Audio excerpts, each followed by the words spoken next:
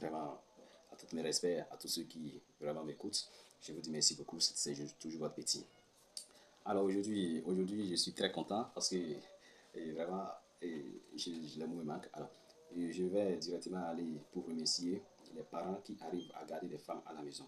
Voilà, si je suis allé dans ce point, ce n'est pas pour dire qu'ils ne sont pas peut-être, comment dit-on, des grandes personnes. Non, non, non, vous jouez un très grand rôle. Vous jouez un très grand rôle et cela mérite les félicitations. Vous voyez, une personne qui prend une femme éduqué d'une manière ou d'une autre que lui-même il ne sait pas.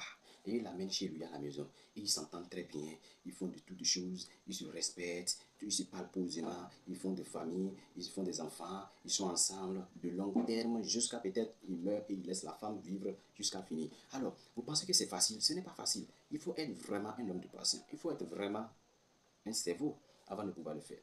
Vous voyez? Imaginez que vous amenez une femme et comment dire, la femme peut-être est mal éduquée. Et vous la portez chez vous. Regardez, parfois vous voyez, il y a d'autres hommes qui sont faussés. Mais il est en mesure de vivre avec ça parce qu'il a déjà fait le mariage. Il ne peut pas la ramener. Voilà que pour se marier, ce n'est pas comme aller au marché, porter, voir si c'est bon, si c'est ta pointu avant de te marier. Il n'y a pas ça. Le vrai mariage, c'est que tu prends, si c'est bon, c'est pas bon, c'est toi qui arranges. Donc c'est comme aller au marché, tu vois le pantalon, tu ne regardes même pas, tu vois la saucisse, tu ne regardes même pas, tu achètes. Arrive à la maison, si c'est bon, c'est pas bon, tu t'arranges. Donc c'est un peu comme ça le vrai mariage. Quand tu veux vraiment prendre une femme, tu n'as pas besoin de vraiment porter, il faut savoir ta politique avant de te marier avec elle. Non. Mais le contraire est quoi?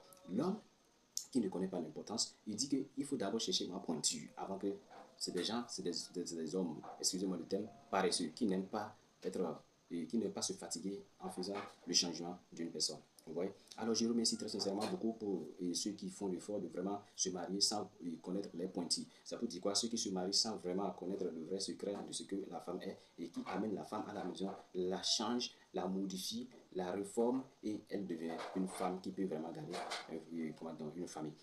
Alors, pour ceux qui ne savent pas de quoi je suis en train de parler, c'est pour vous dire quoi?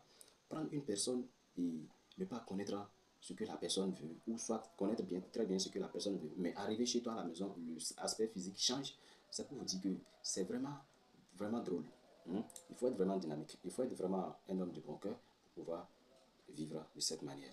Et il y a des hommes qui arrivent vraiment très facilement à maîtriser tout cela. Vous voyez, j'ai fait l'expérience. Il y a une fille, elle était vraiment folle. Je vais dire, excusez-moi le thème, ce n'est pas folle, déshabillée, mais sa manière de se comporter, sa manière de parler, vraiment, ça me faisait peur. De façon beaucoup que je me disais, est-ce que cette fille peut se marier? Et un jour à l'autre, on a entendu que la fille s'est mariée. On était content, on allait, on a célébré, on a mangé. Mais je me disais dans ma tête que, est-ce que cette fille